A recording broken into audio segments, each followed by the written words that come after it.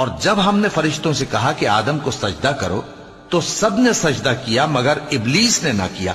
بولا کہ بھلا میں ایسے شخص کو سجدہ کروں جس کو تو نے مٹی سے پیدا کیا ہے. اور ازراہ طنز کہنے لگا کہ دیکھ تو یہی وہ ہے جسے تو نے مجھ پر فضیلت دی ہے. اگر تو مجھ کو قیامت کے دن تک کی مہلت دے تو میں تھوڑے سے شخصوں کے سوا اس کی تمام اولاد کی جڑ کاٹتا رہوں گا. اللہ نے فرمایا یہاں سے چلا جا.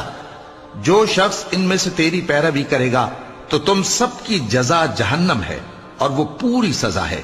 اور ان میں سے جس کو بہکا سکے اپنی آواز سے بہکاتا رہے اور ان پر اپنے سواروں اور پیادوں کو چڑھا کر لاتا رہے اور ان کے مال اور اولاد میں شریک ہوتا رہے اور ان سے وعدہ کرتا رہے. اور شیطان جو وعدے ان سے کرتا ہے سب دھوکا ہے. جو میرے مخلص بندے ہیں ان پر تیرا کچھ زور نہیں.